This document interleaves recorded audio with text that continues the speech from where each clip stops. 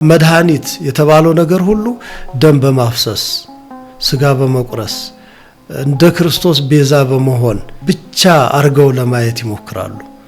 ሰው መድኃኒት ተብሎ ይጠራል። በምስራቁና በምዕራቡ ዓለም ቴዎቶኮስ ወይም ወላዲተ አምላክ የምንለው አስተምሮ በምን መልኩ ነው የሚታየው? ካንት ሄግል የሚባሉ ፈላስፎች ተነስተው ክርስትናውን በሙሉ ነው ቻሌንጅ ያደረጉት። አንድ የሃይማኖት መግለጫ አውጥታለች በፖፕ ሊዮ የተረጋገጠ ቅድስት ድንግል ማርያም ክርስቶስ በሚያድነን መንገድ አድናናለች ታድነናለች ብላ አታምንም። ከዛ በኋላ ሶሻል ሚዲያው ላይ አንዳንድ ነገሮች በስፋት ሲነሱ አስተውለናል። ፓፓል ኢንፋሊቢሊቲ የሚባል አስተምሮ እምነት አላት። በግዴታ አስተዳደሩን ሲቃወሙ አንዳንድ ሃይማኖታዊ ነገሮችንም ጭምር ነው የተቃወሙት። ራቅ አካባቢ ያሉት ናቸው። ነገሮችን በራስ አይምሮ ልክ ጥብብ አድርጎ የማየት ጉዳይ በብዙ ሰው ሳይታወቅ ሰርጿል። በዚህ ዘመን ያሉ አንዳንድ የፕሮቴስታንት ክፍሎች የቅድስት ድንግል ማርያምን ዘላለማዊ ድንግልና አይቀበሉም። የክርስቶስን የሚተካ የሚጋፋም አይደለም። ራስ ስም ለጥፎ ለዛ ራሱ መልስ አዘጋጁ ነው የሚቀርብ። በመስመሮቹ መካከል በቃላት ያልተገለጹ ስሜቶች፣ ትርጉሞች አሉ። ጤና ይስጥልን ክቡራን ተመልካቾቻችን፣ ይህ ዛይ ፖድካስት ነው። በዛሬው የዛይ ፖድካስት መርሃ ግብራችን ቀሲስ ዶክተር አባተ ጎበናን ጋብዘናቸዋል። ከእርሳቸው ጋር በሚኖረን ቆይታ ድንግል ማርያም በምስራቁና በምዕራቡ ዓለም በሚል ርዕሰ ጉዳይ የምንነጋገር ይሆናል። አስቀድመን ግን ቀሲስ ዶክተር አባተ ጎበና ማን ናቸው የሚለውን በትንሹ እንገራችሁ። ከልጅነታቸው ጀምሮ የተለያዩ የቤተክርስቲያንን ትምህርት እየተማሩ ከቤተክርስቲያን ያልተለዩት አባት ቀሲስ ዶክተር አባተ ጎበና ከ1983 የሀገሪቱ መንግስት ለውጥ በኋላ የቅድስት ሥላሴ ዩኒቨርሲቲ በአዲስ መልኩ ድጋሚ ሲከፈት ከመጀመሪያዎቹ ደቀ መዛሙርት መካከል አንዱ በመሆን የ5 ዓመታት ትምህርታቸውን ተከታትለው በቴዎሎጂ የመጀመሪያ ዲግሪያቸውን አግኝተዋል።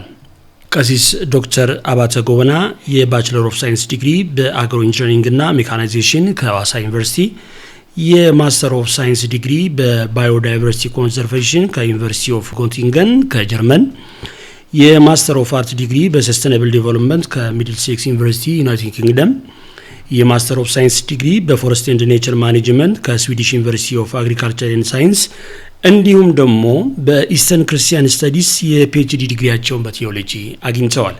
በአሁኑ ወቅት በሳንክት ኢግናቲየስ ኮሌጅ ስቶክሆልም ስኩል ኦፍ ቴዎሎጂ እያስተማሩ በስዊድን ስቶክሆልም በምትገኘው የኢትዮጵያ ኦርቶዶክስ ተዋሕዶ ቤተክርስቲያን በማገልገል ላይ ይገኛሉ። በተለያዩ ዓለማት በተለያዩ ርዕሰ ጉዳዮች በርካታ የጥናት ጽሑፎችን በማዘጋጀት ያቀረቡት ቀሲስ ዶክተር አባተ ጎበና በገድለ ገብረ መንፈስ ቅዱስ ዙሪያ ትኩረት ያደረገ መጽሐፍ አዘጋጅተው ለአንባቢያን ያቀረቡ የነበረ ሲሆን አሁን ደግሞ በአይነቱ ልዩ የሆነ ሶሎሊያ በሚል ርዕስ በክብረ ቅድስት ድንግል ማርያም ላይ ያተኮረ መጽሐፍ አዘጋጅተው ለንባብ አቅርበዋል። እንኳን ደህና መጡ ዶክተር። እንኳን ደህና ቆየኸኝ ዲያቆን ሙሉ ዓለም። እጅግ በጣም አድርጌ አመሰግናለሁ፣ አንተንም ባልደረቦችህንም። እኔም በዛይ ኦርቶዶክስ ሚዲያ ስም እጅግ አድርጌ ነው የማመሰግነው የዛይ ፖድካስት እንግዳ ሆኖ በመምጣቶት። ጉዳያችን ከመጀመራችን አስቀድሞ ግን ቅድም በመግቢያ ላይ የተናገርኩት ነገር ነበረ። በይዘቱ ለየት ያለ ሶሎሊያ በሚል ርዕስ ያዘጋጁት መጽሐፍ አለና ስለዚህ መጽሐፍ እንዲሁ በወሬም የሰማኋቸው ነገሮች አሉ። ብዙ እንደደከሙበት ብዙ ጊዜ ወስደው እንዳዘጋጁት የሰማኋቸው ነገሮች አሉና ትንሽ ስለሷ የሆነ ነገር ቢሉን። እንግዲህ የእመቤታችን የቅድስት ድንግል ማርያም ክብር በጣም ታላቅ ነው በኢትዮጵያውያን በኢትዮጵያ ኦርቶዶክሳውያን ዘንድ በመላው ዓለም ክርስቲያኖች ዘንድ እና በኢትዮጵያ ኦርቶዶክስ ተዋሕዶ ቤተክርስቲያን በቅዱሳት መጻሕፍት አንጻር ብዙ አባቶች የብሉያቱን የሐዲሳቱን የሊቃውንቱን የመነኮሳቱን ሌሎችንም መጻሕፍት እያጣቀሱ ስለ ክብሯ ብዙ ይናገራሉ። እኔ ደግሞ ከዚህ ከቅዱሳት መጻሕፍት ትምህርት መሰረትነት በኢትዮጵያ ባህል እየሆነ የመጣ ቅድስት ድንግልን የማክበር ሂደት አባባሎች እና ባህላዊ ክንዋኔዎች አሉ። በአብዛኛው ህብረተሰባችን ሃይማኖታዊ ባህል ያለው ነው እና ይሄ ቢገለጽ በባህሉ ውስጥ ያለው እንዲጠነክር ባህሉን በጣም የማያውቀው ወደዚህ ውስጥ ገብቶ እንዲተገብረው ቅርስ ሆኖም እንዲወረስ ሐሳብ አድርጌ ለረጅም ጊዜ ሰራ ነበረ። ባለመመቸት ምክንያት ወደ ህትመት ሳትመጣ ቀርታ በመሃል እንደውም ሁለት ሊቃውንት ይህንኑ ተመሳሳይ ሐሳብ አንስተውት ለብዙ ጊዜ ክለሳ ሲደረግባት ቆይታል። 17 ዓመት ያህል ማለት አሁን በመከራ ወጣለች። ያው በዚህ ላይ የደከሙ አባቶችንም ስራ ላለመድገምና የነሱንም ላለመውሰድ ቅርብ ጊዜ ቢሰሩም ያው ወደ ህትመት ስለመጣ በውስጤ የነበረውም ሐሳብ እንዳይቀር ነው አሁን በቅርብ ወደ ህትመት የመጣችው። እንግዲህ በእርግጠኝነት አንባቢያን ይሄን መጽሐፍ ተሻምተው ወስደው ብዙ ነገር እንደሚሸምቱበት ብዙ ነገር እንደሚያገኙበት ተስፋ እናደርጋለን። ተስፋ አደርጋለሁ። አዲስ ነገር ባይኖር እንኳን የሚያውቁትን በባህል የሚያውቁትን የለመዱትን ቀላል የሚመስለንን ብዙ ጊዜ ጥናት ማለት የሩቁን ማቅረብ ብቻ ሳይሆን የቀረበውን ማጉልቶ ጥቅሙን ማሳየትም ጭምር ስለሆነ ይረዳል መቼም ብዬ አስባለሁ። በተረፈ ደግሞ አስተያየቶችን ተቀብዬ የበለጠ ተጨማሪ አሁን የሰራሁት በጥቂቱ በኢትዮጵያውያን ኦርቶዶክሳውያን ያለውን ባህል ነው። ከዚያ ሲያልፍ ደግሞ በኦሪየንታል አብያተ ክርስቲያናት አሃት አብያተ ክርስቲያናት ሲቀጥል ደግሞ በሌሎች ኢስተርን ኦርቶዶክስ እንደዚሁም ደግሞ በሌሎች አብያተ ክርስቲያናት ያለውን ባህል ለመስራት መነሻ ትሆናለች እና መልካም ነው። በጣም ጥሩ። እጅግ አድርገን እናመሰግናለን ቀሲስ። ያው ርዕሰ ጉዳያችንም እዛው ላይ ያለ ነው። ምናልባት ትንሽ ለየት የሚያደርገው ቅድስት ድንግል ማርያምን በተመለከተ ብዙ ተብሏል፣ ብዙ ተነግሯል። ከመጽሐፍ ቅዱስ እስከ መጽሐፈ ሊቃውንት ሌሎች ብዙ። ዛሬ እኛ ለተመልካቾቻችን የመረጥነው ርዕስ ነገረ ማርያምን በዚሁ በዛይ ፖድካስት አንስተን የተነጋገርንም ቢሆን በምዕራቡ ዓለምና በምስራቁ ዓለም ስለ ቅድስት ድንግል ማርያም ክብር ምን ይባላል፣ ምን ይነገራል የሚለውን ዋነኛ ርዕስ አድርገን እንድንወያይበት ነው የመረጥነው። ወደ ጉዳዩ ንግባና የመጀመሪያ ጥያቄ አድርገን የያዝነው ይሄ ቴዎቶኮስ ወይም ወላዲተ አምላክ የምንለው አስተምሮ በምስራቁና በምዕራቡ ዓለም በምን መልኩ ነው የሚብራራው፣ በምን መልኩ ነው የሚታየው? እኛስ ቅድስት ድንግል ማርያምን ወላዲተ አምላክ ስንል ለዚህ አስተምሮ መነሻ የምናደርገው ነገር ምን ነው የሚለውን በሱ ብንጀምር መልካም ነው። የእመቤታችን የቅድስት ድንግል ማርያም ወላዲተ አምላክ የሚለውም ሆነ ሌላው ክብር ሁሉ ከክርስቶስ አምላክነት ጋር ቀጥታ የሚገናኝ ነው እና ይህን አምላክ የሆነ ጌታ በመውለዷ የምታገኘው ክብር ነው። ብዙ ጊዜ አንዳንዶች ለቅድስት ድንግል ማርያም የኢትዮጵያ ቤተክርስቲያን ወይም የኢትዮጵያውያን ኦርቶዶክሳውያን እንደው ከሌላው በተለየ መልኩ ዝም ብለን አሁን በነጮቹ ከልት ይሉታል እና እንደው ዝም ብሎ አንድ ነገር ለየት ባለ መንገድ አምልኮአዊ በሆነ መንገድ በማክበር የሚደረግ አርገው ያስባሉ። ይሄ ግን ክርስቲያናዊ አስተምህሮ ነው ከመጀመሪያው ጀምሮ። እንግዲህ የእመቤታችን የቅድስት ድንግል ማርያምን ወላዲተ አምላክነት በማስረዳት በኩል የክርስቶስን አምላክነት የካደ አርዮሳዊ ትምህርት ሲነሳ የእስክንድሪያ ቤተክርስቲያን በመጀመሪያ ለዚህ ጉዳይ መፍትሄ ለመስጠት ሞክራለች። እንግዲህ አርዮስ የምስራቃዊ ሊቢያ ባሁኑ አጠራር የምስራቃዊ ሊቢያ አካባቢ ሰው ነው። በዚያን ጊዜ አጠራር ቀሬና ይባላል። ስምዖን ቀሬናዊ የሚባለው አፍሪካዊ ክርስቶስን መስቀል ለመሸከም እድል ያገኘ ሰው ከዛ አካባቢ ሄደ ነው እና ያ አካባቢ ደግሞ በአምስቱ መናብርት የሚባል በቤተ ክርስቲያን ውስጥ ሲመሰረት ሮም፣ እስክንድሪያ፣ አንጾኪያ እና ኤፌሶን የጌታ ደግሞ ልዩ የስጋዌው መገለጫ ኢየሩሳሌም በክብር ሲገለጹ አብያተ ክርስቲያናት በእነዚህ መናብርት ስር ነው ስርዓተ ክህነት አገልግሎት የሚያገኙት የነበረው። ጳጳሳትን እንደዚሁም ቀኖና ቤተ ክርስቲያንን አመታዊ አዋጆችን ቀኖናትን የሚያገኙት ከነዚህ ነው እና እቺ ቀሬናም በእስክንድሪያ መንበር ስር ስለነበረች የእስክንድሪያው የወቅቱ ፓትርያርክ 17ኛው ተፍጻሜተ ሰማዕት ቅዱስ ጴጥሮስ ሊመክረው ሞክሯል። እምቢ አለ፣ አወገዘው። ከዚያ በኋላ ቅዱስ ጴጥሮስ የሰማዕታት መጨረሻ ተብሏል። እንደውም በ302 አካባቢ ሰማዕትነት ተቀብሎ አረፈ። ከሱ በኋላ አኪላስ የተባለ ሰው መንበሩን ያዘ። የአሪዮስ ባልንጀራ ነበረ። ብዙ አልቆየም።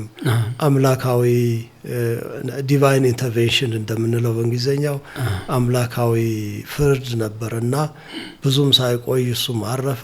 ኋላ እለእስክንድሮስ ተሾመ። 19ኛው ፓትርያርክ ማለት ነው። እሱ ጉባኤ ሰርቶ ይህንን ክርስቶስ አምላክ አይደለም ብሎ የተነሳውን አሪዮሳዊ ክህደት መረመረ፣ አወገዘው። እንግዲህ ከዚህ ይነሳል። ከዚያ በኋላ ጉዳዩ ወደ ቁስጥንጥንያ ሄደ። ቆስጠንጢኖስ ታላቁ ጉባኤ ኒቅያን ጠራ። በጉባኤ ኒቅያ ዋናው ርዕስ የክርስቶስ አምላክነት ነው። ስለዚህ የክርስቶስ አምላክነት ዘእሩይ ምስለ አብ በመለኮቱ የሚለውን 318 ኦርቶዶክሳውያን ሊቃውንት ሲያረጋግጡ እመቤታችን ቅድስት ድንግል ማርያምም እናቱ ስለሆነች የአምላክ እናት የሚለው ከዚያ የተነሳ ኮንሰፕት ነው። እንዲህ ይሄ በዚሁ ቀጥሎ ሁለተኛው ጉባኤ በአብዛኛው በመንፈስ ቅዱስ ላይ ነው። ወደ ሶስተኛው ዓለም አቀፍ ጉባኤ ስንመጣ ንስጥሮሳዊ ክህደት እንደገና ተነሳ። ይሄም የድንግል ማርያም ልጅና የአብ ልጅ በሚል ከፋፍሎ ሁለት አካል ሁለት ባህሪ የሚል ንስጥሮስ ሲያስተምር ያን ጊዜ ቅዱስ ቄርሎስ እመቤታችን ቅድስት ድንግል ማርያም ወላዲተ አምላክ መሆኗን ከድንግል ማርያም የተወለደው ከአብ የተወለደው ቃል ስጋን ከድንግል ማርያም ነስቶ ያለመለወጥ ፍጹም አምላክ መሆኑን ፍጹም ሰው መሆኑን አረጋገጠ። ስለዚህ ይህን ባረጋገጠበት አንቀጽ እንደገና ፍጹም እመ አምላክ ወላዲተ አምላክ መሆኗን በተለይ ጠቅሶ በስም ቴዎቶኮስ ማለት እመ እግዚአብሔር እመ አምላክ፣ ቴዎስ በግሪክ አምላክ ማለት ነው፣ እግዚአብሔር ማለት ነው። ቶኮስ እናት ማለት ነው እና እመ አምላክ ወላዲተ አምላክ እመ እግዚአብሔር፣ እኛም በጸሎታችን እመ እግዚአብሔር ጸባኦት ሚለውን የወሰድነው ከዚህ ነው እና ይህንን አረጋግጧል። በተለይ ቅዱስ ቄርሎስ 12 የውግዘት ቃል ያለበት የሃይማኖት መግለጫ አውጥቷል። ዘትወልድ አናቴማ ሲሉታል በምዕራብ አጠራር። ከነዚህ የውግዛት ቃላት መካከል የመጀመሪያው በእውነት ኢየሱስ ክርስቶስ አምላክ አማኑኤል አምላክ መሆኑን የማያምን በስጋ የወለደችው ቅድስት ድንግል ማርያምም እመ አምላክ ወላዲተ አምላክ ናት ብሎ የማያምን ቢኖር የተወገዘ ይሁን ብሎ ከ12ቱ ቃለ ውግዘት አንዱና የመጀመሪያው ይሄ ነው እና ቴዎቶኮስ የሚለው ቃል ከንስጥሮሳዊ ክህደት ከአርዮሳዊ ክህደት በተቃራኒ ይህንን አውግዞ በትክክል የተመሰረተ በዚህ አይነት ሁኔታ ነው እና ከዚያ ጊዜ ጀምሮ ዓለም አቀፍ የክርስትና መሰረት ነው። ማንኛውም ዓለም አቀፍ ምክንያቱም በአርዮሳዊው ክህደት ጊዜ አርዮሳዊና ኦርቶዶክሳዊ ተብሎ ነው የተለየው። እንደገና በንስጥሮስ ክህደት ጊዜም ደግሞ ንስጥሮሳዊና ኦርቶዶክሳዊ ኔስቶሪያን ኤንድ ኦርቶዶክሲ ተብሎ ነው የተለየው። ስለዚህ ኦርቶዶክሲ የተባለውን ወይም ኦርቶዶክሳዊ እምነትን ይዞ የተከተለው ክፍል ማአምላክ ወላዲተ አምላክ የሚለውን አስተምህሮ ይዞ ነው የተከተለውና ቴዎቶኮስ ከዚህ ጀምሮ ነው እንጂ የኢትዮጵያ ቤተክርስቲያን ብቻ አይደለም። ብቻም ቢሆን እውነት እስከሆነ ድረስ ብዙም ጎጃ አይደለም። ግን አንዳንዶች ምናልባት ዓለም አቀፋዊ ይዘት እንዳለውም ቢያውቁ መልካም ነው ለማለት ነው። እሺ ጥሩ። ምናልባት አብሮ የሚጠቀስ ነገር ከሆነ ይሄንን ወላዲተ አምላክ የሚለውን አምላክ የሚለውን መነሻ የምናደርገው አሁን በንግግሮት እንደገለጹት ቀደምት የነበሩት አበው ሊቃውንት በሰፊው እንዳብራሩት ጠቅሰዋል። ሌላ መነሻ አለው ይሄንን ትምህርት የምናስተምርበት ማምላክ ወላዲት አምላክ የሚለውን ማምላክ ወላዲት አምላክ ብለን የምናስተምርበት በአብዛኛው ብዙ ነገር ከነገረ ድህነት ጋር ይሄዳል፣ ከክርስቶስ አምላክነት ጋር ይሄዳል። እንግዲህ የሰው ልጅ በሰው ሊድን ቢችል ኖሮ ብዙ ነቢያት ደማቸውን አፈሰዋል፣ ስጋቸውን ቆርሰዋል፣ አጥንታቸው ተከስክሰዋል፣ በእሳት ተቃጥለው በደንጊያ ተቀጥቅጠው በመጋዝ ተሰንጥቀው በብዙ መከራ አልፈዋል። ስለ ሃይማኖታቸው ስለ እግዚአብሔር ብለው ይሄ ሁሉ የፈሰሰ ደም ይሄ ሁሉ ሰማዕትነት አዳምን ግን ሊያድነው አልቻለም። የሚያድነው አምላክ ነበረ እና ክርስቶስ አምላክ ነው የሚለው ትምህርት የሰው ልጅ ድህነት ጋር የተያያዘ ነው። ክርስቶስ ፍጹም ሰው ፍጹም አምላክ ሆነ ስንል ደግሞ ከመቤታችን ከስጋዋ ስጋ ከነፍሷ ነፍስ ነስቶ ፍጹም ሰው መሆኑን የሚያመለክት ነው እና ከዚህ አንፃር ነገረ ድህነትም ጋር ይገናኛል።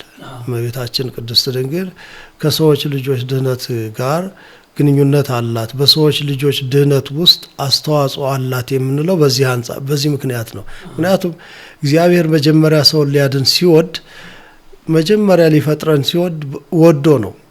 ሰውን በመልካችን እንደ ምሳሌያችን እንፍጠር ብሎ ነው የፈጠረው። በዚህ ጉዳይ ያማከረው የለም። ሰውን ለማዳንም ሲወድ ሰው መሆን ነው የፈለገው። በተለየ መንገድ ሊያደርገው ይችላል። ለእግዚአብሔር አሰራር ከዚህ ወዲህ ከዚህ በኋላ ከዚህ በፊት የሚባል ገደብ ሊያበጅ የሚችል ምክር ሊሰጥ የሚችል የለም። እንደዚህ ሁሉ ሰው ሆኖ ነው ሰው ሊያድን የወደደው።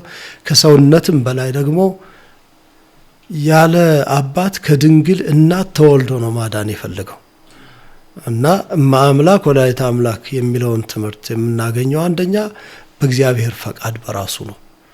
እግዚአብሔር ሰውን ለማዳን ሰው መሆን መውደዱ፣ ሰው ለመሆን ሲወድ ደግሞ ያለ አባት ከድንግል እናት ለመወለድ መፈለጉ ይሄ ራሱ ማምላክ ወላዲተ አምላክ ብለን ለምናምነው ትምህርት መሰረት ነው።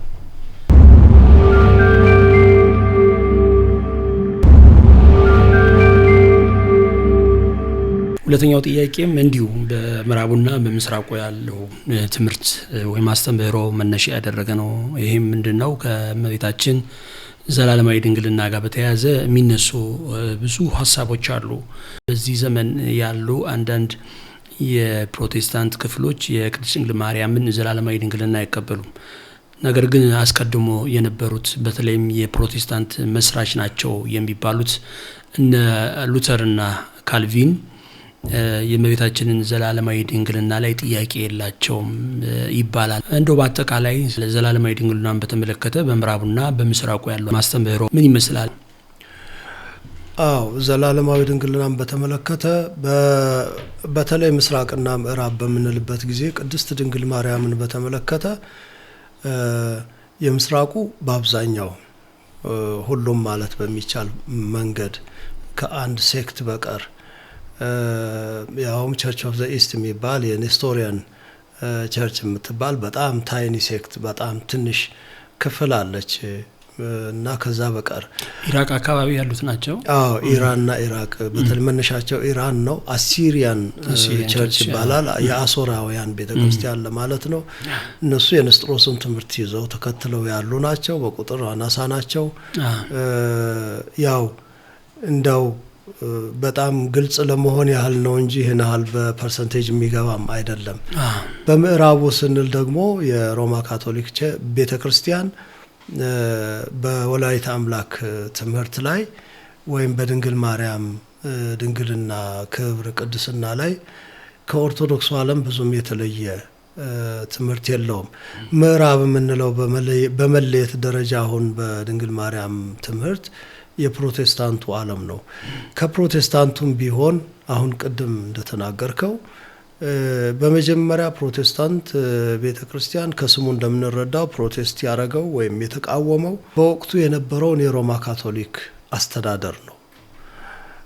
የሮማ ካቶሊክ አስተዳደር እንግዲህ የቤተክርስቲያን አስተዳደር ፒውርሊ አስተዳደር ብቻ ሊሆን አይችልም። በውስጡ ሳክራመንታል አድሚኒስትሬሽን አለ፣ ምስጢራትን ማስተዳደር አለ። በዚህ ውስጥ የክህነት ደረጃ አለ፣ ያንን ማስተዳደር አለ እና በዛ ውስጥ ሃይማኖት ለበስ አስተዳደር ስለሆነ በግዴታ አስተዳደሩን ሲቃወሙ አንዳንድ ሃይማኖታዊ ነገሮችንም ጭምር ነው የተቃወሙት እና በዛን ጊዜ የዚህ በክህነት ተዋረዶ ውስጥ ያለውን በተለይ በጣም የበዛውን ይሄ የአገልጋይነትን መንፈስ አስወግዶ የዚህ የጌትነትን መንፈስ ያላበሰውን በተለይ የሮማ ካቶሊክ ፓፓዎቹን ካርዲናሎቹን በዛን ወቅት የነበሩትን እነዚህ ያደርጉት የነበረውን ነገር በመቃወም ነው ማርቲን ሉተር የተነሳው እና እንትኑም አይደለም አላማውም አይደለም የድንግል ማርያም ስለ ድንግል ማርያም የሚሰጥ የነበረው ትምህርት ወይም የቅዱሳን ህብረት ወይም ኮሚዩኒየን ኦፍ ሴይንትስ ኢንተርሴሽን ኦፍ ሴንት ሜሪ ማለት የቅዱሳን ህብረት የቅድስት ድንግል ማርያም ክብር የቅዱሳን መላእክት ክብር ሌላውም ሁሉ ትምህርት የተቃውሟቸው ምክንያት አልነበረም። በዛን ወቅት የነበረው ተቃውሞ በተለይ የመጽሐፍ ቅዱስን በግል ለመረዳት የመፈለግ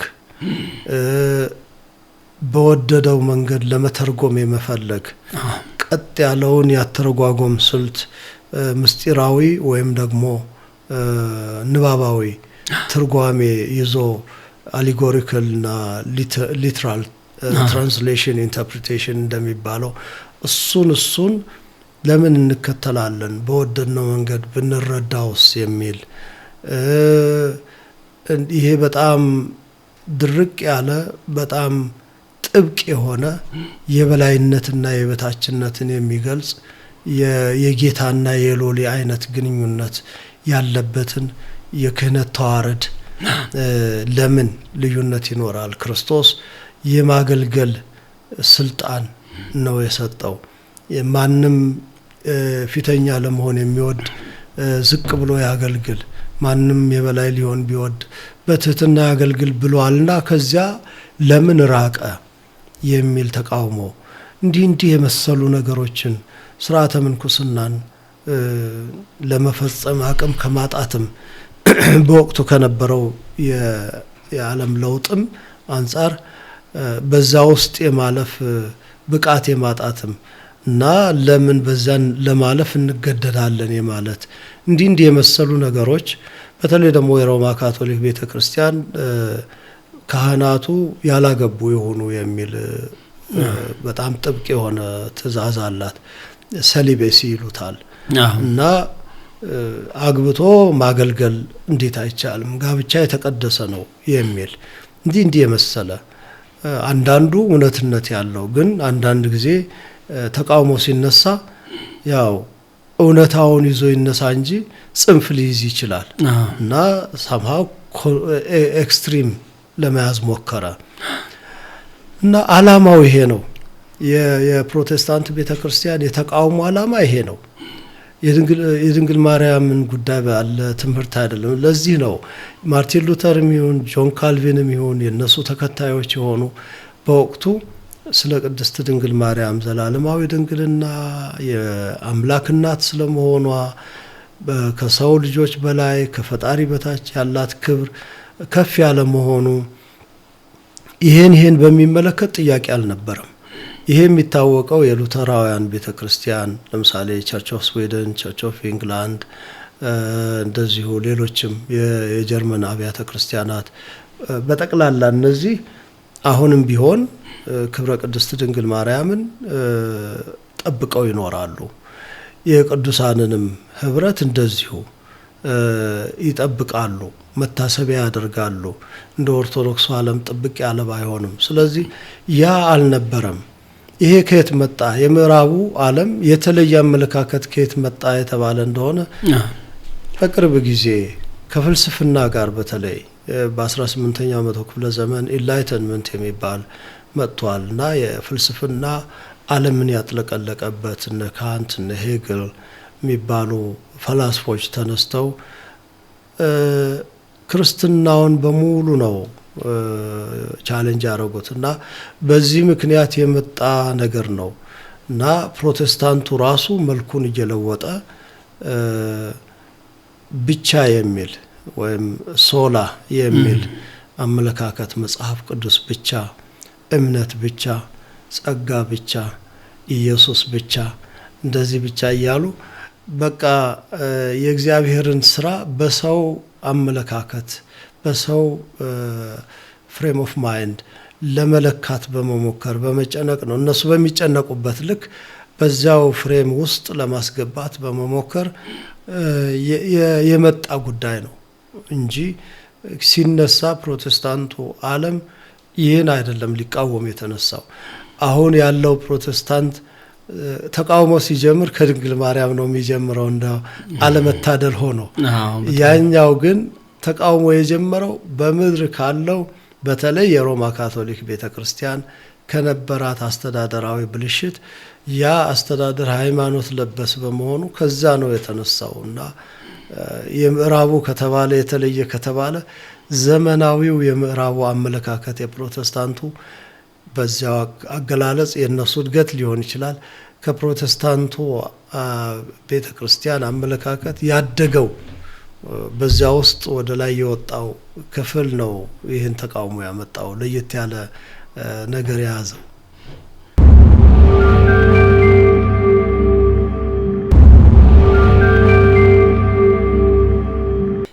ካቶሊክ ቤተክርስቲያንን በየመሃሉ አንስተናታል።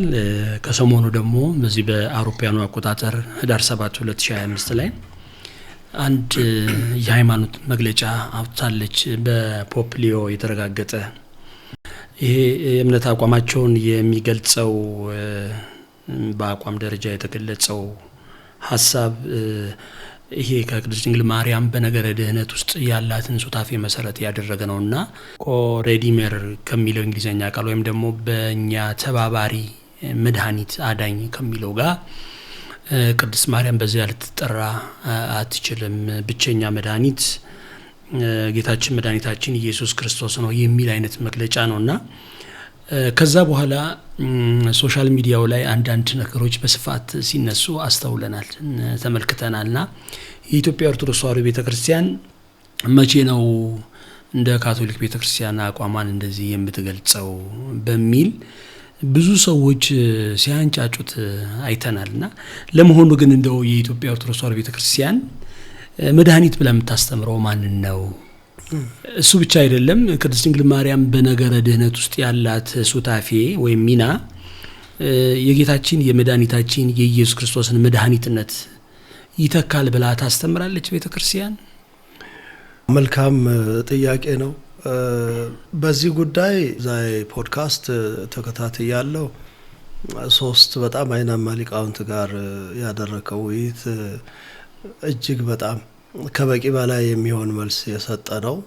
እንደው ይሄ ጉዳይ ከመነሳቱ በፊት መሆኑ እንጂ ይሄ ጉዳይ ከተነሳ በኋላ ተጠይቀው ቢሆን እነዚያው ሊቃውንት በጣም በሚገርም ሁኔታ ሊያስረዱ ይችላሉ። እንደው ይህን ጉዳይ ለመዳሰስ ግን እኔ እንደው በሌላው በኩል ሳይሆን ለምንድነው የሮማ ካቶሊክ ቤተክርስቲያን በፓፓው በኩል መግለጫ የምትሰጠው ያልን እንደሆነ ፓፓል ኢንፋሊቢሊቲ የሚባል አስተምህሮ እምነት አላት። ማለት የፓፓው ቃል የማይፈርስ ነው የሚል እንደገና ደግሞ ፓፓው ደግሞ የክርስቶስ እንደራሴ ነው የሚል እና ያ ሰው በክርስቶስ ወንበር ነው የሚቀመጠው፣ የሚናገረው ሁሉ የማይፈርስ ነው እና ከሰውነቱ ትንሽ ወጣ ያለ ይሄ ሮማን ፕራይሜሲ ከሚል ቀደም ካለ እንግዲህ የአምስቱ መናብርትን አንስተናል ባለፈው ቅድም በነበረን ውይይት። የአምስቱ መናብርት ሲነሳ የሮም መንበር ቀዳሚ ነው። ቀጥሎ የእስክንድሪያ መንበር አለ፣ ቀጥሎ የአንጾኪያ አለ፣ ቀጥሎ የኤፌሶን አለ። በኋላ በቆስጠንጢኖስ ዘመን እንደገና የንጉስ መናገሻውን ከሮም ወደ ቆስጠንጢንያ በወሰደ ጊዜ ከተማዋን በስሙ የቆስጠንጢኖስ ከተማ አስብሎ ቆስጠንጢንያ ወይም ኮንስታንቲኖፕል አስብሎ እሷ ስለከበረች ከሮም በላይ ለመሆን ትንሽ ትግል ነበረ። ግን ሁለተኛዋ ሮም ወይም አዲሲቱ ሮም በሚል ሁለተኛ ስትሆን የኤፌሶን መንበር ከፔንታርኪ ውስጥ ከዚህ ከአምስቱ መናብርት ውስጥ ወጥታለች። ቆስጠንጢኖስ ክብር ሲባል ማለት። አዎ፣ ምክንያቱም ንጉሱ መቀመጫውን ከሮም ወደ ቁስጥንጥንያ የወሰደበት ብዙ ታሪካዊ ሂደት አለ። የሌላ ጊዜ ውይይት ነው የሚሆነው እናደርገዋለን። እና አሁን የሮም ፕራይመሲ ወይም የሮም የበላይነት ወይም የሮም ቀዳሚነት የሚባል አሁን ፕራይም ሚኒስተር የሚለው በምዕራቡ አባባል ከሚኒስትሮች ውስጥ ቀዳሚ ዋን አማንግ ዘ ኢኳልስ የሚል ነው ኮንሴፕቱ። እርግጥ አንዳንዴ እንደ ኮንሴፕቱ ይሄዳሉ አይሄድም ወይ ራሱን የቻለ ሌላ ችግር ሆኖ እና ፕራይመሲ አሁን ካሉት ከመናብርት ውስጥ ሮም ቀዳሚት ናት ትባላለች። እና ይህን ሲያያይዙ እንግዲህ ቅዱስ ጴጥሮስን ሰማዕት አድርገው በመግደላቸው ቅዱስ ጳውሎስን በሰይፍ በመግደላቸው እነዚህ አይናማ ሐዋርያት ቅዱሳን ሐዋርያት በሮም ደማቸውን ስላፈሰሱ ስላስተማሩም ጭምር የነሱ መንበር በሚል ነው እንግዲህ ይሄ ፕራይመሲ የመጣው። በሂደት እያደገ የመጣ ነው። የሮም ከክርስትናም በፊት ረጅም የሆነ የመንበረ መንግስት ታሪክ አላት እና ያንን ውስብስብ ፍልስፍናዊና ታሪካዊ ሂደት ለመገላገል ብሎ ነው ቆስጠንጢኖስ ወደ ሌላ አዲስ ከተማ የመሰረተው። እንደገና የሱም የትውልድ አካባቢና በአብዛኛው እንግዲህ በመናብርቱ ውስጥ ብዙ ሞናርኪውን ለመያዝ ብዙ ትግል አለ። ብዙ ችግር ስላለ ለመጠበቅ ወደ ወገኖቹ አካባቢ ለመሆንም በመፈለግ ነው ቁስጥንጥንያን ያመጣውና ሮም ቀዳሚት ናት፣ ቁስጥንጥንያ ትከተላለች፣ እስክንድሪያ ትከተላለች በሚል ሂደት ሮም ሁል ጊዜ የበላይነትን ታሳያለች። የሮማው ፓፓ የሚናገረው ነገር አይፈርሴ ነው። ኢንፋሊብል ማለት ማይወድቅ ማይፈርስ አይፈርሴ አይሻሬ ነው የሚል ነው እና እሱ ደግሞ የክርስቶስ እንደራሴ ነው የሚል አለ እና የኛ ቤተ ክርስቲያን ለምንድን ነው በየጊዜው እየተነሳች ሃይማኖታችን ይህ ነው እያለች በፓትርያርኩ አንደበት ማትናገረው ብለው የሚያስቡ ሰዎች አሉ። የኦርቶዶክስ ቤተ ክርስቲያን ቅዱስ ፓትርያርኩን የምታከብርበትና የሮም ቤተ ክርስቲያን ለፓፓው የምትሰጠውና አግባብነት የሌለው ውክልና ለይቶ ካለማወቅ ይመስለኛል እና የኢትዮጵያ ኦርቶዶክስ ተዋሕዶ ቤተክርስቲያን እምነትና ስርዓት ተሰርቶ ያለቀ ነው። ያን ቅዱሳት መጻሕፍትን ወደ ህትመት ብርሃን፣ ወደ ንባብ ብርሃን፣ ወደ እውቀት ብርሃን፣ ወደ ትርጉም ብርሃን ማምጣት እንጂ አዲስ መግለጫ የሚሰጥበት አይደለም። እርግጥ በታሪክ እንደምንረዳው አንዳንድ ጊዜ የእምነት ተፋልሶ ወይም ደግሞ ሆን ተብሎ ነገሮችን የማዛባት ሂደት ሲፈጠር መግለጫ ይሰጣል። ለምሳሌ በአጼ ገላውዲዮስ በ16ኛው ክፍለ ዘመን አካባቢ በእስልምና ወራሪ ኃይል በተጠቃ ጊዜ ክርስቲያኑ ክፍል ሊረዱ የመጡ የፖርቹጋል ዜጎች ነበሩ። እነሱ ጋር አብረው የመጡ ሚሽነሪዎች ነበሩ እና ጥምቀትን በየአመቱ በባይረ ጥምቀት እየወረድን ስናከብር በየአመቱ ኢትዮጵያውያን በየአመቱ ይጠመቃሉ። ጥምቀት አንዲት መሆኗን አያምኑም። እንደገና ወንዶች ልጆች በ8 ቀን ሲገረዙ አይተው ከግዝረት አልወጣችም። የሚበላ የማይበላ የሚለውን የኦሪት ስርዓት እንጠብቃለን። ገና በኦሪት ውስጥ ነው ያለችው። እንዲህ የመሰለውን ነገር ለቃቅመው በምዕራቡ ዓለም የኢትዮጵያ ቤተክርስቲያን ኦሪታዊት ናት። ነው ቤተክርስቲያን የተባለችው ዝም ብሎ ነው እንጂ ኦሪታዊ ስርዓት ነው የምትከተለው የሚል እጅግ አድርጎ ቤተክርስቲያኗን መልኳን የሚያጠፋ ነገር ስለተሰራጨ በዛ ምክንያት ኮንፌሽን ኦፍ ፌይት ኦፍ ግላውዲዮስ የገላውዲዮስ የሃይማኖት መግለጫ ተብሏል። ስሙ በንጉሱ ስም ይሁን እንጂ የሰሩት ሊቃውንቱ ናቸው። እንግዲህ በዛ ጊዜ የራሳችን ሲኖዶስ የማግኘት እድል አልነበረንም። ያው ትግሉ በውስጥ ነበረ። የግብጽ ቤተክርስቲያን ይህንን አትፈልግም ነበረ እና የነበረው አንድ ርዕስ ንጉሱ ነው። ቤተክርስቲያኗ ንጉሱን ቀብታ ታነግሳለች። ስለዚህ ሊናገር የሚችለው በቤተክርስቲያኗ ስም ንጉሱ ነበረ እና በዚያ ምክንያት እርግጥ አንድ ጳጳስ ከግብጽ ይመጣል እና ምልክታዊ ነው። አብራርቶም ማስፋፍቶም በግዕዝ ወይም ደግሞ በአማርኛ ወይም በዚያን ወቅት ይነገር በነበረ ቋንቋ ለማስረዳት የሚቸገር ነው። የሆነ ሆኖ ግን ሊቃውንት ተሰብስበው በጥሩ ሁኔታ የኢትዮጵያ ቤተክርስቲያን ኦሪታዊ ስርዓቶችን እንደ መጽሐፋዊ ልማድ የምትቀበላቸው እንጂ የሃይማኖት አካል አድርጋ የምትገዛባቸው አለመሆኑን፣ ጥምቀት የሚባለው መታሰቢያው እንጂ እንደ በየጊዜው እየተጠመቅን እንዳልሆነ ያ ስም ባጠፉበት አንቀጽ ሁሉ መልስ ተሰጥቷል። እንግዲህ አንዳንዴ በዘመናት እንዲህ ያለ ነገር ሲያጋጥም ይሆናል። የሮማው ግን ሃይማኖትን የሚናገረው ፓፓው ነው፣ ያም አይፈርስም የሚል ያንንም ለማሳወቅ ጭምር የሚሄድ ስለሆነ ነው የተነገረው እና ያ በተነገረው ቁጥር የኛ ቤተክርስቲያን ያንኑ ተከትላ እንድትሄድ የመፈለግ ጉዳይ ሊኖር አይገባም። እንዲህ አይነት ችግር ቢኖር ቅዱስ ሲኖዶሱ በሊቃውንቱ የተዘጋጀውን በቅዱስ ሲኖዶሱ መግለጫ ይሰጥበታል። የሮማ ፖፕና የኦርቶዶክስ ፓትሪያርክ ልዩነቱ የኦርቶዶክሱ ፓትሪያርክ ከብፁዓን ሊቃነ ጳጳሳት መካከል ቀዳሚ የሆነው ርዕሰ አበው ተብሎ ርዕሰ መንበር ይባላል። እንግዲህ ብዙ ጊዜ ቅዱስ ሲኖዶስ በተሰበሰበ ቁጥር በመንፈስ ቅዱስ የሚመራው የሚለው ቃል ይህንንም ልዩነት ለማሳየት ጭምር ነው። እንደው በዛ በቃሉ መሆን ግዴታ አለበት። መቼም እዚህ ላይ ውይይት አለ፣ ያው ያለ ነገር ነው። ግን በመንፈስ ቅዱስ የሚመራው የሚባለው ርዕሰ መንበሩ የማያደርጉት ወይም ደግሞ የክርስቶስ እንደራሴ ነኝ ብለው የሚቀመጡበት አይደለም ለማለት ነው እና የቅዱስ ሲኖዶሱን ልዕልና ለማሳየት ነው በዚህ በኩል።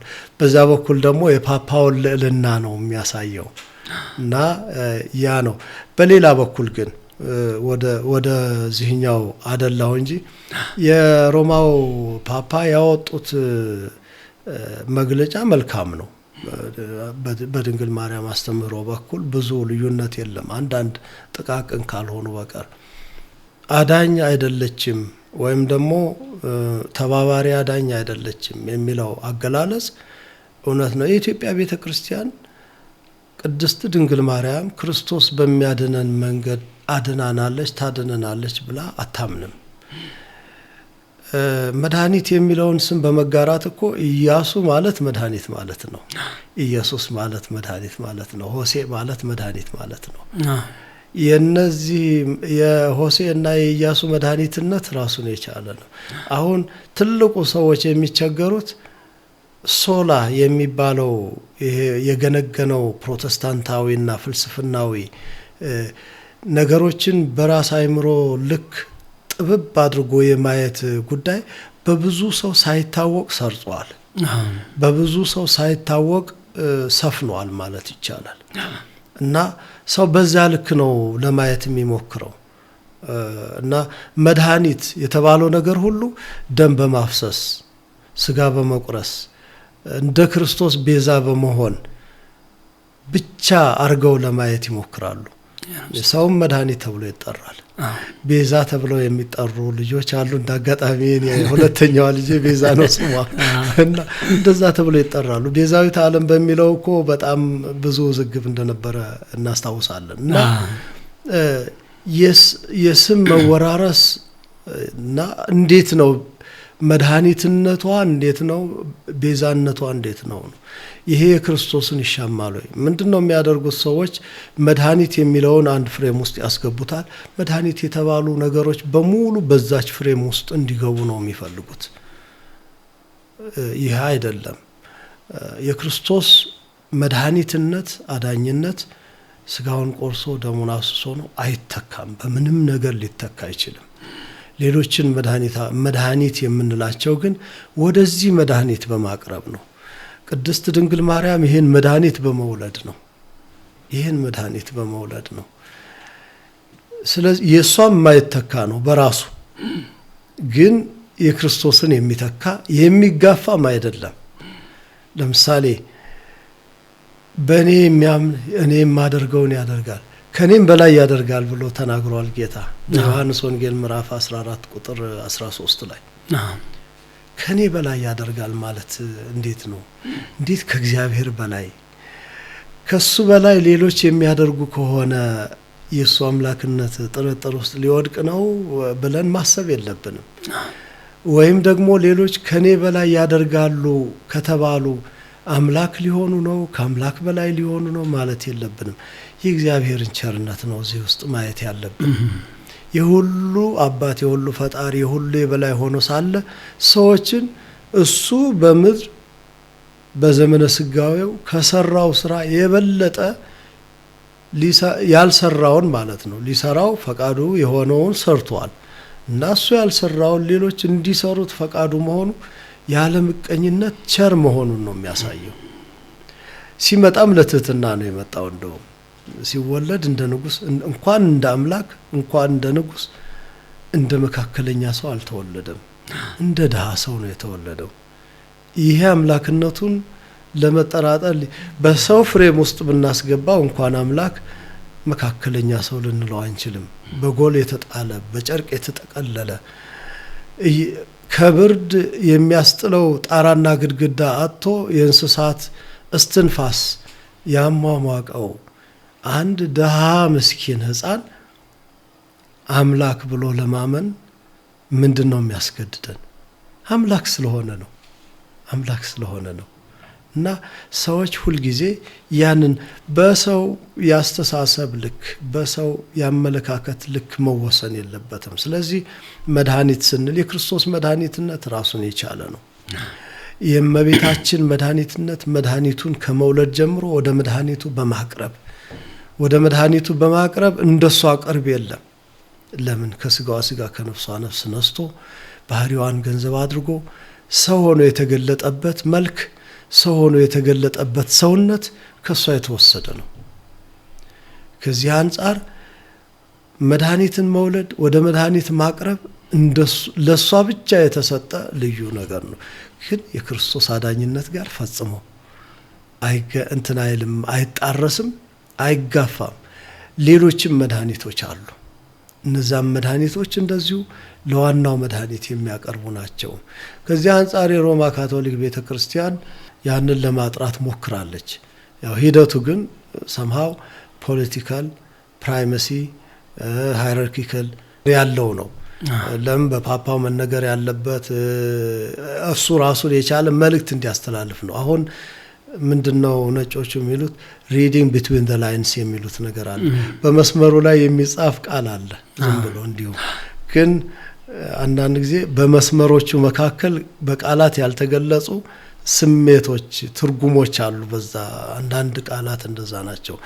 የፓፓውን መግለጫ ስናይ ሃይማኖታዊ መልስ መስጠት ብቻ ሳይሆን የፓፓል ኢንፋሊቢሊቲን ሪኢስታብሊሽ ማድረግ እንደገና ማጽናት እንዳይረሳ እንዳትረሱት ፓፓው የሚናገረው አይሻሬ ነው። የሃይማኖት ጉዳይ የሚወስን ነው። የክርስቶስን ደራሴ ነው እንዳትረሱት እናስታውሳችሁ ማለትም ሊሆን ይችላል። በዚህ በኩል የተናገሩት ግን እውነት ነው። የኦርቶዶክስ ተዋሕዶ ቤተክርስቲያንም አምላክ ወላዲተ አምላክ መድኃኒትነቷ እንደ ክርስቶስ ስጋ በመቁረስ ደም በማፍሰስ ነው ብላ አታምንም። ነገር ግን የመድኃኒቱ እናት ናት። ይህ መድኃኒት እሱ ራሱ ፈቅዶ ከሷ ያላባት በድንግልና ተጸንሶ ሌላ ነገር ሳይቀላቀለው የሷን ባህሪ ብቻ ፈልጎ እንግዲህ እግዚአብሔር እኮ በወደደው መንገድ የመገለጥ መብት አለው፣ አቅም አለው፣ ስልጣን አለው። ስለዚህ እሱ መድኃኒቱ በዚህ አይነት መንገድ ተገልጾ የመድኃኒት መነሻ፣ የመድኃኒት ምንጭ፣ የመድኃኒት መሰረት እናቱ አድርጓታልና ይሄ ነው በኢትዮጵያን ቤተክርስቲያን ያለው እምነት። በስፋት ነው ያብራሩት የገለጹት። በተለይም ደግሞ ቀደምት የሆነውን በሮማ ካቶሊክ ቤተክርስቲያን ያለውንም አተያይ ምን ይመስላል የሚለውንም ነው የገለጹት። አሁን እኛም የተለያዩ በሶሻል ሚዲያ የሚለቀቁ መልእክቶችን ስንመለከት ቤተክርስቲያን በራሷ ያልገለጸችውን እምነት በራሷ ይሄ ነው እምነቴ ባላለችበት ወይም ባላዋለችበት ባላደረችበት አስተምሮሽ ይሄ ነው፣ ትምህርትሽ ይሄ ነው የሚል ትውልድ ተነስቷል። ራስ ስም ለጥፎ ለዛ ራሱ መልስ አዘጋጁ ነው የሚቀርብ ትውልድ ቀርቧል። እርሶም እንደገለጹት እኛ በተቻለ መጠን የቤተክርስቲያን አይናማ ሊቃውንት በጉባኤ ቤትም ያሉ እንዲሁም ደግሞ በዚሁ በቴዎሎጂው ዘርፍ ላይ ደግሞ ያሉ የሰለጠኑ ምሁራንን ጋብዘን የቤተክርስቲያን ትምህርት ይሄ ነው ብለን ለማስረዳት ጥረት አድርገናል። ያንንም ቢሆን በተሰባበረ መልኩ ለራስ ዓላማ የመጠቀሙ ነገር አለ አሁንም ማለት ነው። ስሙ ደግሞ እንደውም እንደቀጠለ ነው። ስለዚህ በተቻለ መጠን እግዚአብሔር በፈቀደልን አቅም የቤተክርስቲያናችን አስተምህሮ የጠራ ነቅ የሌለው መሆኑን ማሳየት አንዱ የዛይ ፖድካስት ዓላማ ነው፣ የተቋቋመበትም ዓላማ ነው። ያንን እንቀጥልበታለን።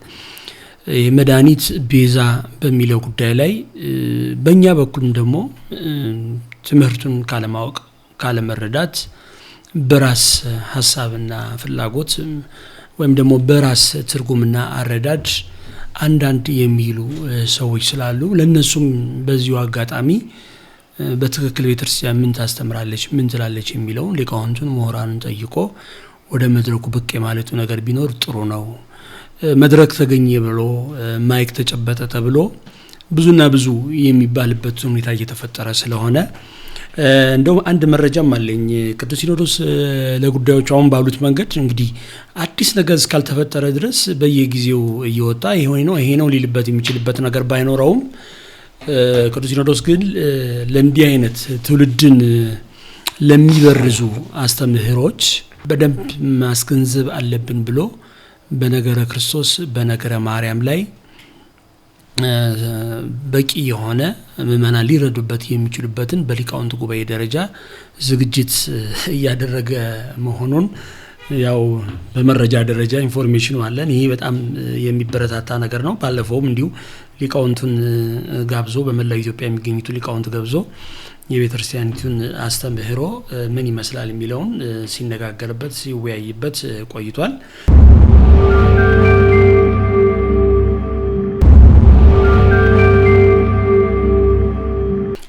የመጨረሻ ጥያቄ እናርጋትና እንግዲህ ያው ምስራቁና ምዕራቡ ያለን ነው እስካሁን ያነሳ ነውና በተወሰነ መልኩ ሉተራን አካባቢ ላይ ያለውን እይታንም እንድናይ ያድርገውናል። አሁንም እዚህ ላይ በቻሉት መጠን እንዲነግሩን የምንፈልገው ነገር አለ። ቅድስት ድንግል ማርያም በቅዳሴያት በመዝሙራትና በተለያዩ ክብረ በዓላት ላይ በምዕራቡም ይሁን በምስራቁ አብያተ ክርስቲያን እንዴት ነው የምትገለጸው? በምንስ መልኩ ነው የሚያከብሯት? መልካም ነው። የቅዳሴ ስርዓት ባላቸው አብያተ ክርስቲያናት ዘንድ በምዕራቡም በምስራቁም የድንግል ማርያም ስም በክብር ይጠራል። በተለይ በምስራቅ የምስራቅ ስንል የኛን የኦሪየንታሉንና የምስራቅ ኦርቶዶክሱን የሚጨምር ነው። በእኛ ቤተክርስቲያን ያው እንደሚታወቀው ነው። በአብዛኛው ቅዳሴያት መደበኛ 14 ቅዳሴያት አሉ። ስርዓተ ቅዳሴያቸው አንድ ነው መግቢያቸው። 14ቱ ግን አኮቴተ ቁርባን ይባላሉ። በስርዓተ ቅዳሴው ውስጥ በቋሚነት የእመቤታችን የቅድስት ድንግል ማርያም ስም በምሳሌም በግልጽም በልዩ ልዩ አይነት ምስጋና ይገለጻል። በጣም በብዙ ቦታ እንግዲህ አንቲው ተመሶበ ወርቅ ከሚለው ጀምሮ እንደው መጀመሪያ ስንነሳ ጀምሮ እዛ ዘውቶ ጊዜ ዕጣን እያልን ደግሞ እመቤታችንን እዛ የምናመሰግንበት ሰላምታ የምንሰጥበት በተባሪው እንደውም ደስ ይበልሽ እያልን የምናመሰግንበት ብዙ ነው ያለው። በአኮቴተ ቁርባን ደረጃ ደግሞ 14ቱም አኮቴተ ቁርባን የእመቤታችን ስም ያነሳሉ። በተለየ መልኩ ደግሞ ቅዳሴ ማርያም ተብሎ ለራሷ የተወሰነላት የተደረሰላት እንደውም ዘደረሰ በመንፈስ ቅዱስ አባ ሕርያቆስ ነው የምንለውና መንፈስ ቅዱስ አባ ሕርያቆስን ምክንያት አድርጎ ለእመቤታችን ምስጋና ያቀረበው ነው። እንግዲህ ቅዳሴው ቅንብር፣ እድገት፣ ሁኔታ ያው የሚያወያይ ነው።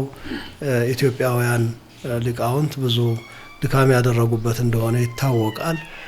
እንደገና ደግሞ መዝገብ ቅዳሴ ውስጥ በዘመናዊ ህትመት ውስጥ አብረው ያልተካተቱ 6 ወይም 7 የሚሆኑ ቅዳሴያት አኮቴተ ቁርባን አሉ፣ ፍሬ ቅዳሴያት።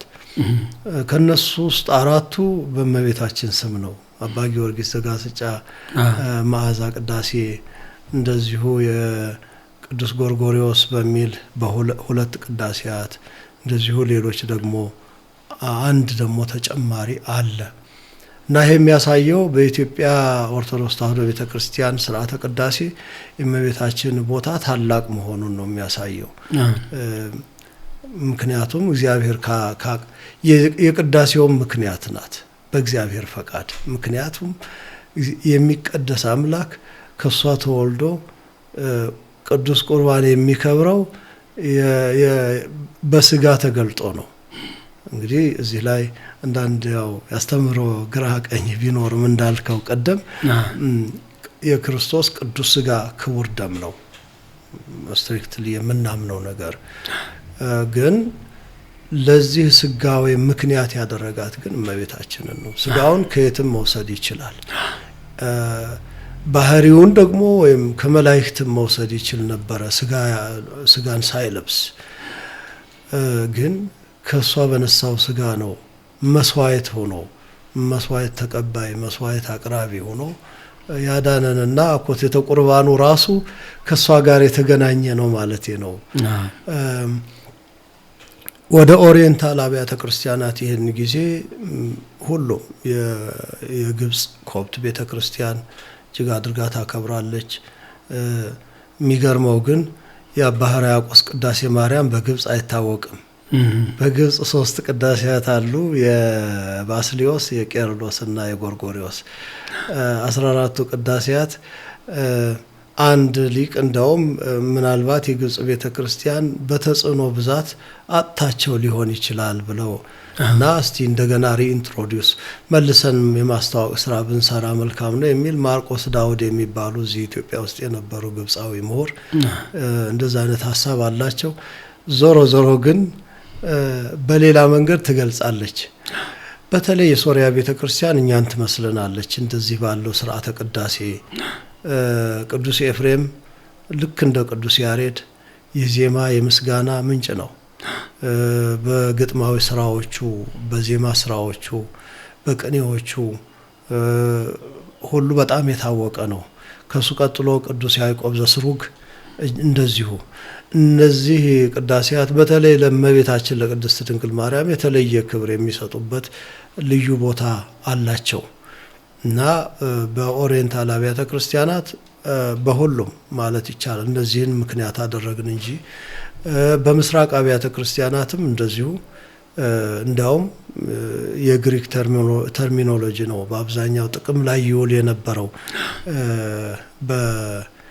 በዚህ በአራተኛው ከ3ኛው እስከ 8ኛው መቶ ክፍለ ዘመን በነበረው ጊዜ የግሪክ አስተምህሮ የሮማ አገዛዝ በጣም ተጽዕኖ ፈጣሪ ነበረ እና አብዛኞቹ አይናማ የቤተ ክርስቲያን ሊቃውንት ከግሪክ ፍልስፍና ተመልሰው መጥተው ያንኑ ይማሩበት የነበረውን የግሪክ ፍልስፍና እነሱ ብቻ አይደሉም የተጠመቁት፣ ራሱን ግሪኩን አጥምቀው ለክርስትና ምስክር አድርገው ይጠቀሙበት እንደነበረ ይታወቃል። ከዚህ የተነሳ ብዙ ተርምስ በቅዳሴያቸው ላይ አለ። ወደ ምዕራቡም ዓለም ስንሄድ አምብሮስ የተባለ ታላቅ የቤተ ክርስቲያን ሊቅ አለ። በነ ቅዱስ አትናቴዎስ በነ ቅዱስ ባስሊዮስ ዘመን የነበረ የ4ኛው መቶ ክፍለ ዘመን ሚላን አሁን ሚላን ተብላ በምትጠራው የሮም ግዛት ይኖር የነበረ በዛ አምብሮስ ኦፍ ሚላን ይባላል። እሱ ቅዳሴ ደርሷል። የምዕራቡ ቅዳሴ ወይም ላቲን ራይት የሚባለው በአብዛኛው የሱን የተከተለ ነው እና በዛ ውስጥም በትልቁ ትመሰገናለች እመቤታችን። እንደውም እመቤታችን ቅድስት ድንግል ማርያም የምትመሰገንባቸውን አንዳንድ በጥቅስ መልክ የሚገኙ ቃላትን ካቶሊካውያን የሚወስዱት ከአምብሮስ ቅዳሴ ላይ ነው በአብዛኛው እና እንዲህ ያለ ባህል አለ። ምዕራቡን ስንል ደግሞ ፕሮቴስታንቱ ቀደም ያለው የሉተራውያን ካልቪኒስቶች እነዚህ የሚባሉት ቀደም ያሉት እነሱም ቢሆን የምስራቁንና የካቶሊኩን ያህል ባይሆንም ነገር ግን ስጋዊውን ባነሱ ቁጥር እሷን ያነሳሉ። ሰው መሆኑን ባነሱ ቁጥር እሷን ያነሳሉ እና በምዕራቡም በምስራቁም ቅዳሴ ትታወቃለች። በምስራቁ ግን በተለየ ሁኔታ በጉልህ በደንብ ግልጽ ሆኖ ይታያል።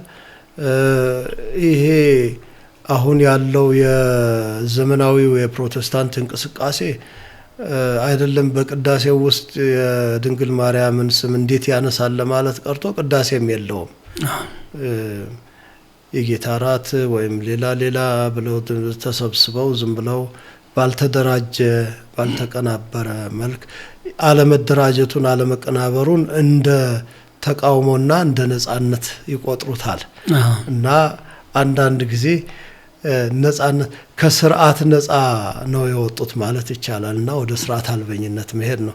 አንዳንዴ ነጻነት መተርጎም አለበት። ከምንድነው ነጻ የምንወጣውና ነጻነት የሚጠይቁ ሰዎች ራሱን የቻለ ትልቅ ውይይት ቢሆንም እና ይሄ ዘመናዊው ፕሮቴስታንት ዓለም ከዚህ ከስርዓት ከሃይራርኪ ከሌላው ነጻ እንወጣ ሲል ከስርዓት ነው ነጻ የወጣው ወደ ስርዓት አልበኝነት ነው የሄደው ማለት ነው። ነጻነት አንዳንድ ጊዜ ወዴት ይመራኛል ማለትንም ማሰብ ያስፈልጋል እና በዛ ውስጥ ግን አይደለም የቅድስት ድንግል ማርያምን ክብር እንዴት ያነሳሉ ቀርቶ በተደራጀ መንገድ በስርዓት ቅዳሴ የላቸውም። የጌታንም ስም የሚጠሩበት መንገድ የተደራጀና የታወቀ በዚህ ጊዜ ይሄ ይባላል በዚህ ጊዜ ይሄ አይባልም የሚለው በአብዛኛው የማይታወቅ ስለሆነ ያ ብዙ ቁጥር ውስጥ የሚገባ አይደለም።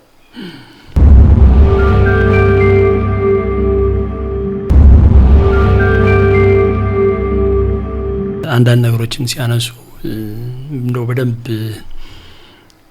እርሶ ጋር የሚነገሩ የሚገለጹ ነገሮች እንዳሉ ያስተዋልኩበት ነገር አለ። ምናልባት ባለፈው ሳምንት በነበረን የዛይ ፖድካስት መርሃ ግብራችን ላይ መላከማዊ ቀሲስ ሳሙኤል እሸቱ ነበር የጋበዝናቸውና ከዚህ ከካሪዝማቲክ እንቅስቃሴ ጋር በተያያዘ ብዙ ነገሮችን አነሳንና አሁን ክርስትናን እንሰብከዋለን ክርስቶስን እንገልጸዋለን በሚል መነሻ የተጀመረው እንቅስቃሴ ምናልባት አፍሪካ ላይ የራሱ ገጽታ ቢኖረውም በምዕራቡ ዓለም ያለበት ሁኔታ ሲታይ ግን እርሶ ሊነግሩኝ እንደሚችሉ ስላሰብኩ ነው ያነሳሁት። በተለይም ደግሞ እንግሊዝ ላይ ብዙ ቆይተዋል። አሁን ምን እየተፈጠረ ነው? እውነት እስቲ እሱን እናውራ። ክርስትናውን ከነዚህ ከነባር አብያተ ክርስቲያናት ህዝቡን ባዶ አድርገው ቀምተው ወደዚህ ያመጡት። አሁን ግን እውነት ያ ትውልድ ክርስቶስን በማመን በክርስትና ውስጥ ጸንቶ የቆየ ነው ወይስ አሁን ያ ትውልድ የት ነው ያለው የሚለውን በምዕራብ ዓለም ከመቆየቱ አንፃር እንደው የቅድሞቹን አጀንዳዎች ዋና ርዕሳችንን ስለጨረስኩኝ ላገኘሁትም የሚችለውን በስንት ጊዜ አንድ ጊዜ ነው ከመጡና ይሄን ሳይነግሩን ይሄን ተሞክሮ ሳይነግሩን በሄዱ ትንሽ ይቆጫልና አሁን እንዴት ነው? እስቲ ከእንግሊዝ እንጀምርና በዞሩባቸው በጀርመንም ቆይታ አድርገዋል፣ በስዊድንም አሁንም ያሉበት ሁኔታ አለና እንዴት ነው የሚታየው እሱ ነገር? መልካም ነገር ነው። እንደውም እዚህ በአፍሪካና በተለይ በኢትዮጵያ ያሉ ፕሮቴስታንት ወንድሞቻችንና እህቶቻችን ይህን ነገር በደንብ ቢረዱት ኖሮ ቀደም ብለው ቢረዱት ኖሮ ውሳኔያቸው የተለየ ሊሆን እንደሚችል እርግጠኛ ነኝ። በእንግሊዝ ሀገር ከ20 ዓመት በላይ ቆይቻለሁ፣ ወደ 22 ዓመት አካባቢ። እዛ በጣም የሚያምሩ ቤተክርስቲያኖች አሉ በዘመኑ የተሰሩ። ለምሳሌ የርዕሰ አድባራት ለንደን ደብረ ጽዮን ቅድስት ማርያም የምትገለገልበት ቤተክርስቲያን በንግስት ቪክቶሪያ ዘመን የተሰራ ከ150 ዓመት በላይ እድሜ ያስቆጠረ ነው። ሊስትድ ቢልዲንግ ይባላል በእነሱ አጠራር። ቅርስነት ያለው የተመዘገበ ለማለት ነው። ዝም ብሎ የማይታደስ ብዙ ፈቃድ ብዙ ጥናት የሚፈልግ ለማለት ነው። በጣም ትልቅ ነው። ሌሎቹም አብያተ ክርስቲያናት የተከራዩአቸው የገዟቸው ወደ 4 ያህሉ ተገዝተዋል። እንደገና በነጻም ተሰጥተው የምንገለገልባቸው እና በየፌርማታው ደሳስ የሚሉ ትልልቅ ካቴድራሎች አሉ። እሁድ ሰው የላቸውም። በጣም እድሜያቸው የገፋ አሮጊቶች 10 15 ሆነው ተሰብስበው የ20 ደቂቃ የ25 ደቂቃ ቅዳሴ ብለው የሚጠሩትን ስርዓት ፈጽመው ቡና ጠጥተው ተነጋግረው ሰው ጋር ተገናኝተው ይሄዳሉ። ወጣቱ የለም። በስታቲስቲክስ ከ80 በመቶ በላይ ክርስቲያን እንደሆነ ነው የሚነገረው። ግን አብዛኛው ግን እኔ አምላክን አላምንም ወይም አቴይስት ጎድለስ ነው የሚባለው ማለት ነው። እንደዛ ነኝ ብለው ለመናገር አያፍሩም። እነዚህ ካቴድራሎች ለሌሎች አብያተ ክርስቲያናት መሸጣቸው ብዙ ጉዳት ላይ ኖረው ይችላል። የእግዚአብሔር ስም ይጠራል፣ አገሩም ሰላም ይለመንበታል። መስቀሉ ተቀይሮ ጨረቃ ላይ ተደርጎ በሌላ አይነት የክርስቲያናዊ በሆነ ጥቅም ላይ ይውላል። ከዚያ አልፎ የጭፈራ ቤት ይሆናል፣ የልብስ መሸጫ ቡቲክ ይሆናል፣ የስፖርት ማዘውተሪያ ማዕከል ይሆናል። ቤተ ክርስቲያኑ ቤተ መቅደሱ ጧት ቤተ መቅደስ ይሆናል፣ ከሰዓት በኋላ ሌላ ፕራክቲስ ይደረግበታል። ለአምልኮት የሚሰበሰቡ ወጣቶች በተለይ የሉም። እና ይሄን ነው በጣም አተኩረን ማሰብ ያለብን።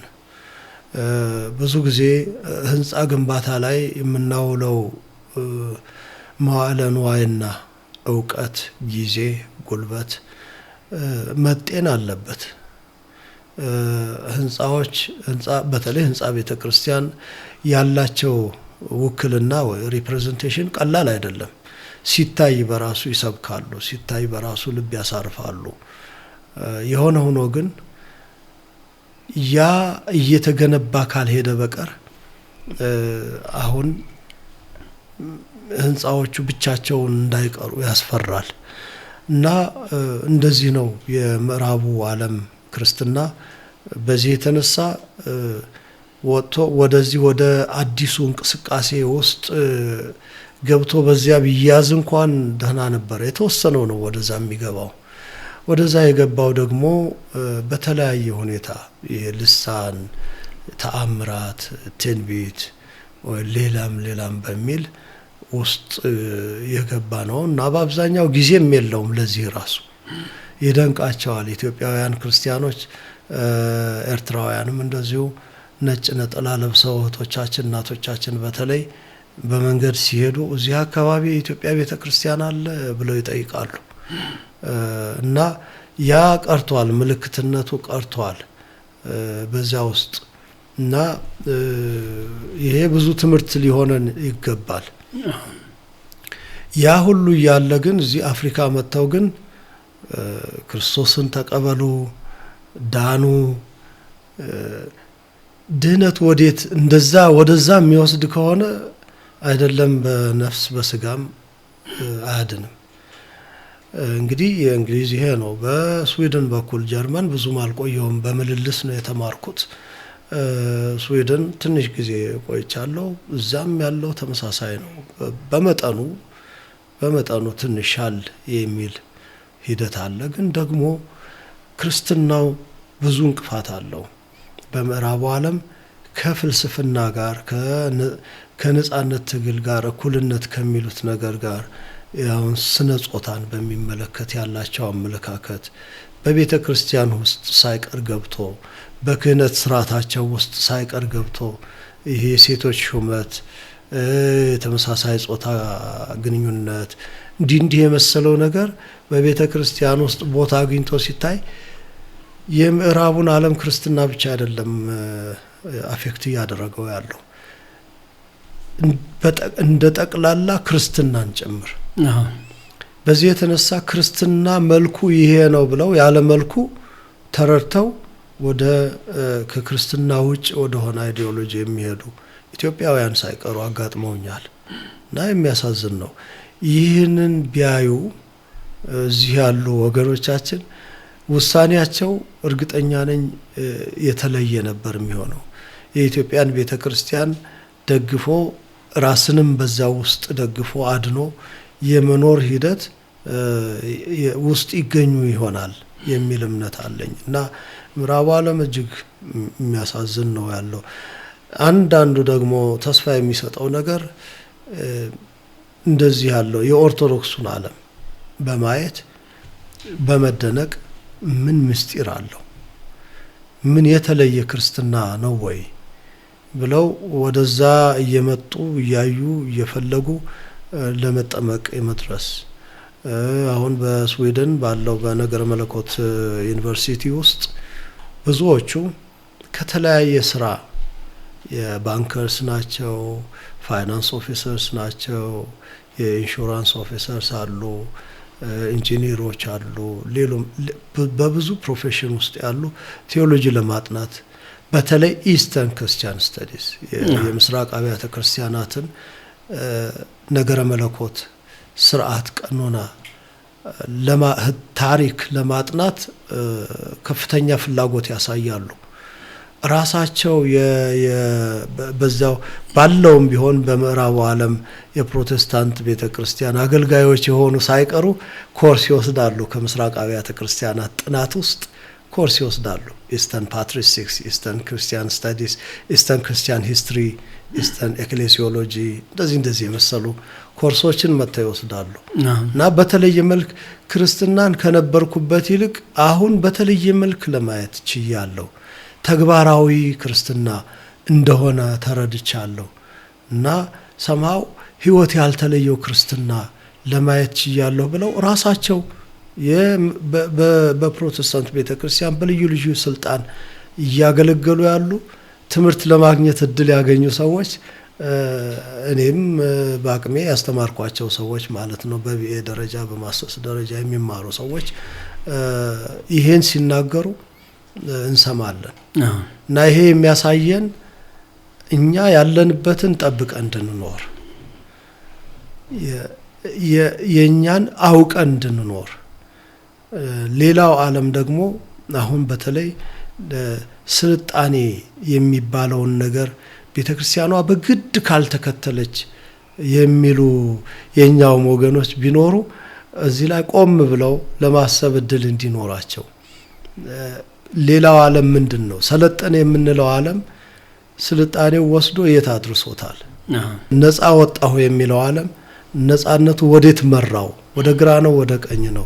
ይሄንን ለማሰብ ጥቂት የጽሙና ጊዜ መውሰድ አለባቸው የኛም ሰዎች ቢሆን የሚል ሐሳብ አለኝ።